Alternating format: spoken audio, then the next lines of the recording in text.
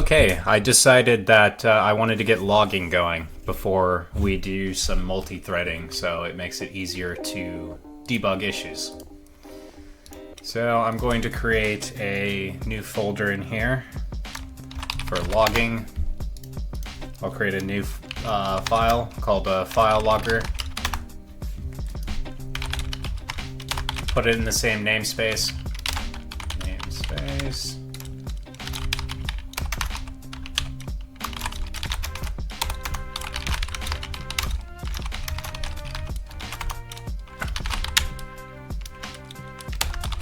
And we'll give it a file name.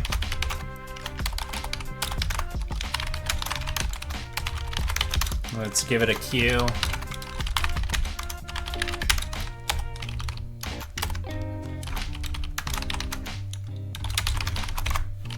And we'll give it a lock object for multi-threading.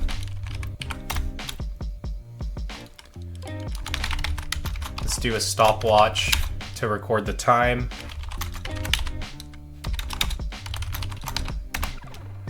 And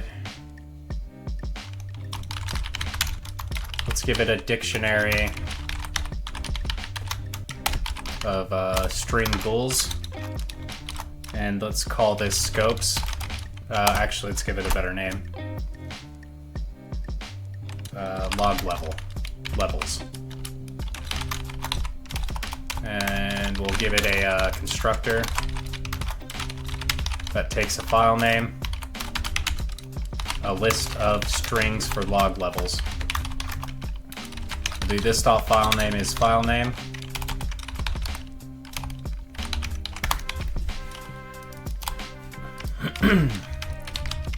And stopwatch,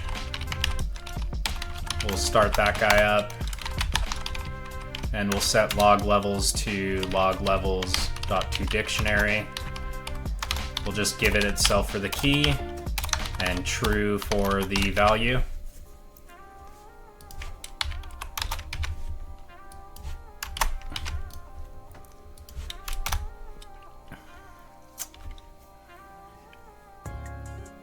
Okay, and we'll add a function called log, which takes content and a string of log level and a string alternative log level, and we'll set that equal to null.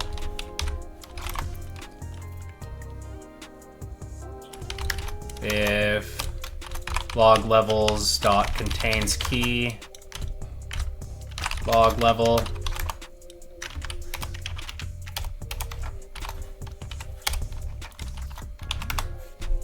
and then we can do an or. We'll pipe these two guys together. Alternative log levels not null, and log levels contains key alternative log level. So if it has this guy, we'll dump it to the log. If not, and it does have this specified and it is inside the table or the dictionary, then we will log it. We will lock our queue lock.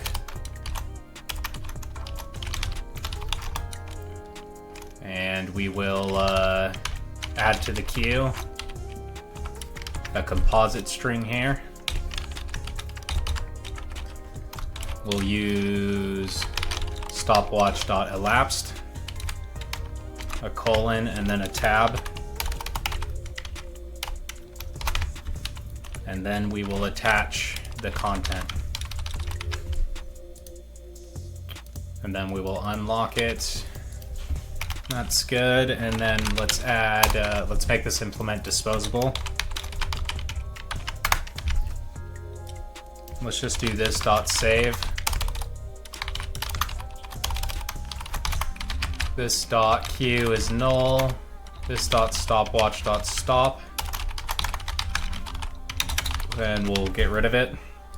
We'll create the save file function, and it'll be really easy. Let's just do lock queue if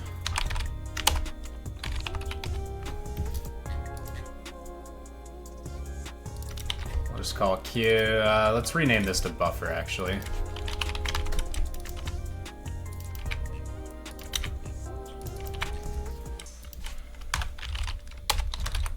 do counts greater than 0. This is a function. It isn't. Okay, if buffer counts greater than 0, then system.io.file.append all lines, this.buffer. And let's give it the file name. And finally, this .buffer is, let's clear out the buffer. And up in here, if system.io.file exists file name, then we'll do system.io file.write all text file name, and we'll just give it an empty string. Okay, and we'll go into our scopes here. Public T register singleton.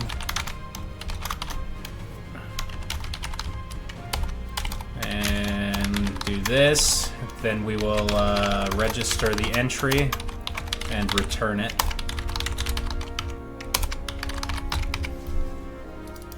And then inside world global dependency injection, we're going to create this. So this.global scope.register singleton new file logger log.txt, and let's do a public string array of log scopes. And we'll pass that array in here.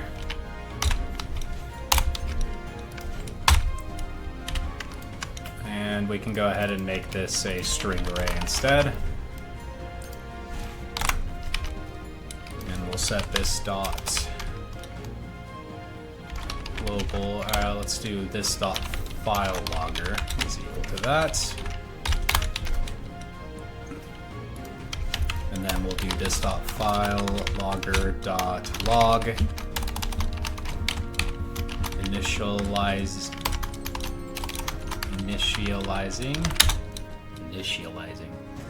initializing global scope, global logger, let's just do global scope. And the permission here is going to be dependency injection. Let's just do DI. And we won't specify that. Go back to Unity. Inside our global dependency injection, we can add a scope of DI. And let's do a where on here.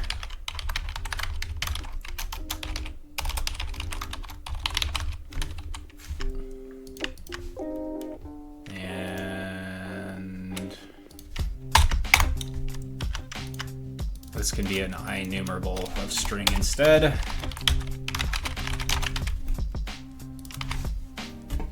So we will ignore anything with slashes, so I don't have to keep removing everything. Now we'll just run the game and make sure it works.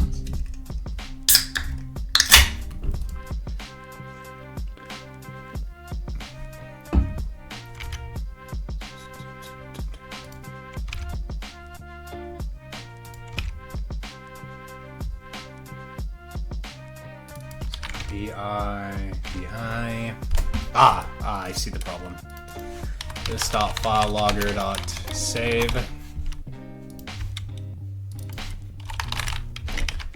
We need to save the logs every so often. We'll add that in the multi-threading.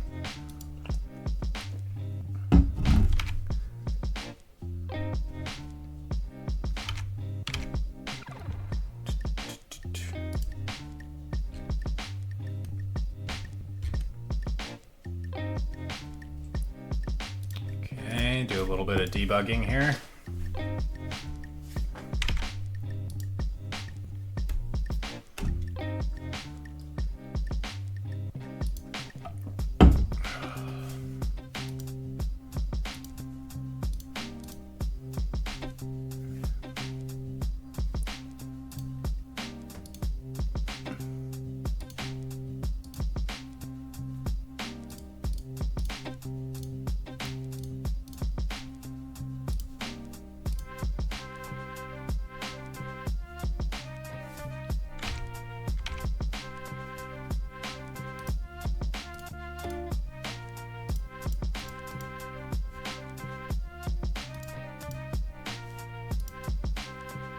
Oh, it is here.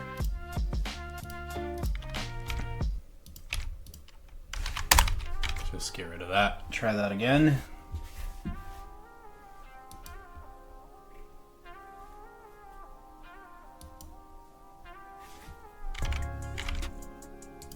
Okay, now we can add the rest of this in here.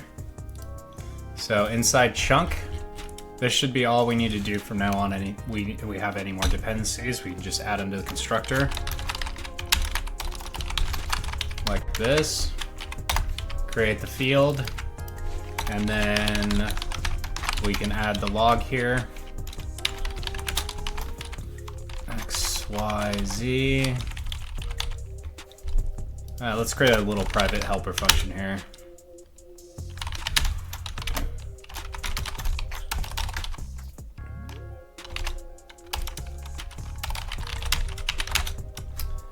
And so we'll do a text and a string of scope, or what did I call these? Scope isn't correct. Log level. And then we'll just do this dot file logger dot log. We'll prefix this with the chunk information.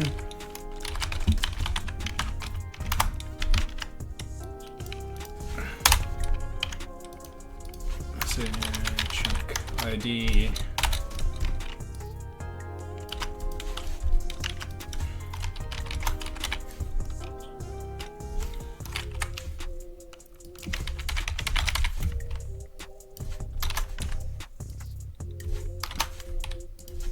Okay, then we'll use chunk, give it the chunk ID, the text, and then we'll supply the log level and an additional one of chunk ID. Chunk slash chunk ID.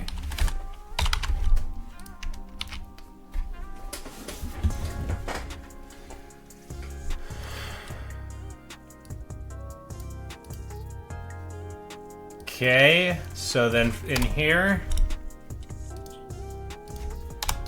we should just be able to do this dot log text,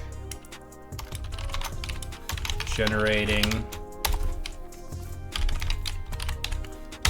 and we can do chunk slash verbose.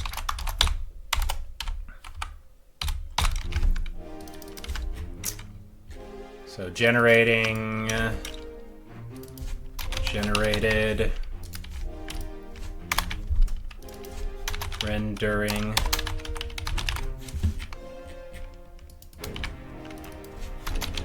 rendered, drawing, and drawn.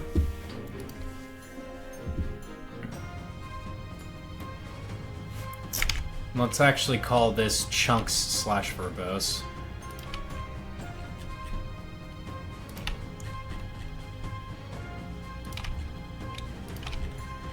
I'm gonna leave the other one as chunk for the identifier.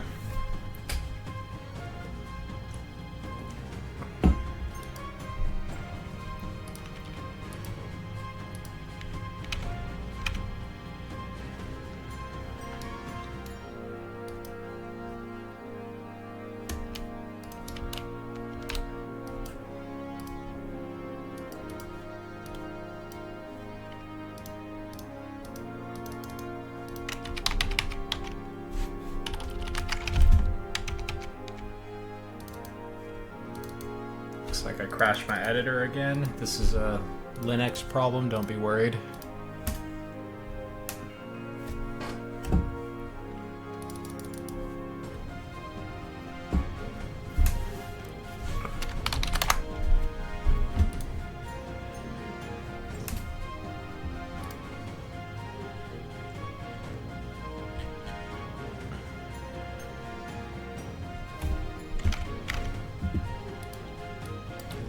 Okay, so in our dependency injection here, we should be able to do chunks slash verbose.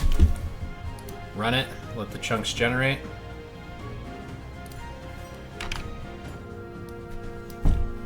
And then we've got our output.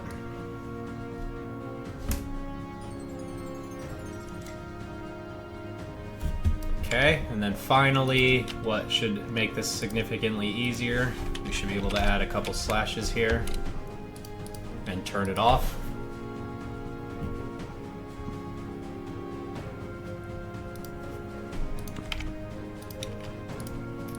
And we should be able to do chunk 0, 0, 0 and specify that we only want the output for that chunk. All of the output.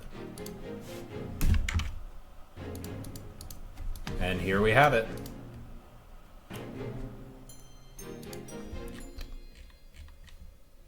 Okay, so next time we will do multi-threading. I'll see you guys then.